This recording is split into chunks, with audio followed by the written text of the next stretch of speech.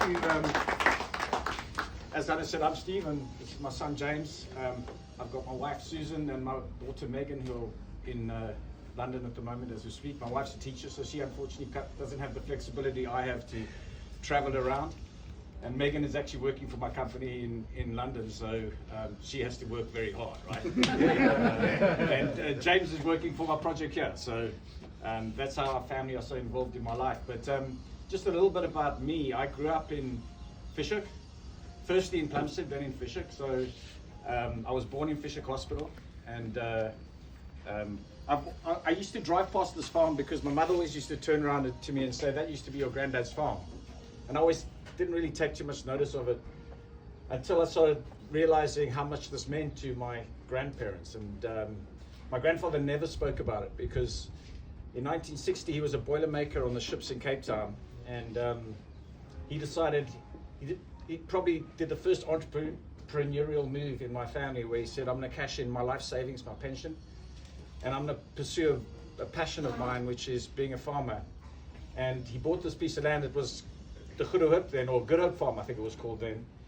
And the old farmhouse was pretty much here. And obviously the family moved into the farmhouse. And my mother was about 10 years old at that time, and her brother was 12. And so they grew up on the farm there. My grandfather then owned it for about, I think it was about 8 to 10 years. I don't know the exact number actually. But unfortunately, his dream, like so many dreams that you see when people start businesses, it failed on him. So he lost the farm. And he therefore didn't speak about it much because he was quite embarrassed, I think, about the failure. And they had to live on my grandmother's pension in the end, living in First Avenue in Fish Hoek. So I come along maybe 10 years later, and I hear all these stories. And my grand spoke a little bit more to me about it because she was less embarrassed by it, but my grandfather refused really because he was so proud, and it was difficult for him.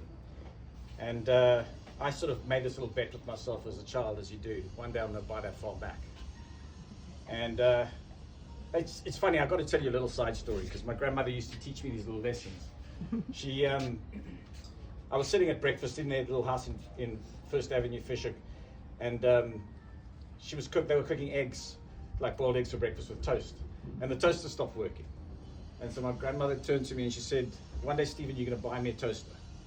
And I said, "Sure, Gran, I'll buy you a toaster." And I wrote this little contract with her. She put it in an envelope. And when I qualified, because I graduated from UCT, and the day I graduated, she brought to the graduation ceremony that envelope and said, "You need to buy me a toaster." So it was a lesson in like commitments, The commitments you make are the commitments you've got to honor. And anyway, to cut a long story short, actually I should tell you this, so maybe I'll give you a little bit more of the context. So I went to London after qualifying at UCT. I was a wine big boy, and then I went to UCT, did a BCom CA, overseas for 2 years with KPMG, and it was a long 2 years because I'm still there, It's, not because of the weather, okay? I actually stayed for 2 reasons. One was business was great there. I found I enjoyed the business life there. Sue's a teacher. She got into teaching there, and she really enjoyed teaching there. And we wanted to bring our kids up seeing the world. And I don't mean that physically seeing the world. I wanted them to look outside, not look inward. And South Africa was quite inward looking a lot of the time at that time. And I wanted them to have a world perspective rather than just a South African perspective. But without losing the love for the country that is my country. And sorry. Any case, it's my son supports the Springboks more than I do, and he was born in England. He does. In actual fact, I'm going to Paris on Saturday to watch the game. So really, really fun opportunity for me. But the story goes on. So I started this company in London.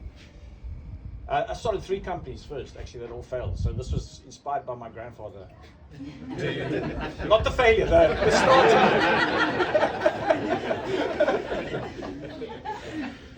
the starting bit. So, but you only learn when you fail, right? That's true, right? So, you have to try. And so those 3 lessons in life were, and I could bore you a lot with those stories, but I won't. But I then started my fourth company, which is a company called Elixir, which is, if you think of what it does, if you've heard of McKinsey, Bain and Boston, it's sort of a strategy consulting business. I thought that market was very, what's the right word? It lacked high quality service, and it was more cookie cutter and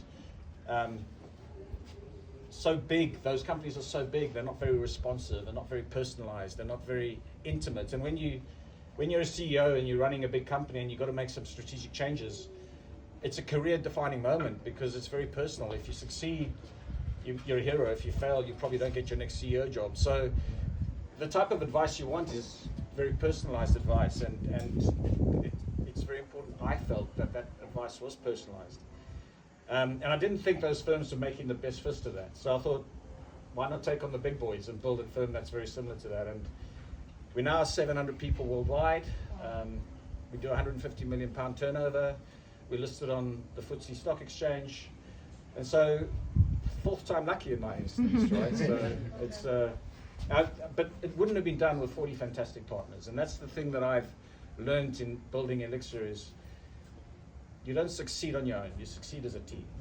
And you know, that's some of the things I'm trying to instill in this project is that it's not me, it's not James, it's not Hannes, although Hannes is a fantastic winemaker and he's become a very close friend.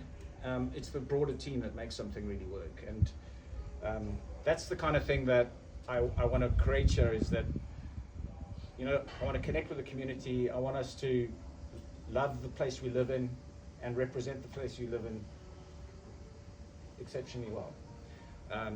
So yeah, everything you see in decor-wise, Therese, my sister-in-law, is here. She's worked with my wife and Shirley, our interior designer, to produce something truly special. I don't know if you had a chance to wander around. The decor is amazing. And what we want to do with the wine is produce something of this standard. Like, this is an international standard destination. We want this to be something that everybody who comes to Cape Town goes, you've got to go stay at the Alexander Estate. It's just so special. From the food to the wine to the location to the community to everything, you know. So that's what we're trying to achieve. And I've probably stolen 90% of what you were going to say. No. Speaking of teamwork.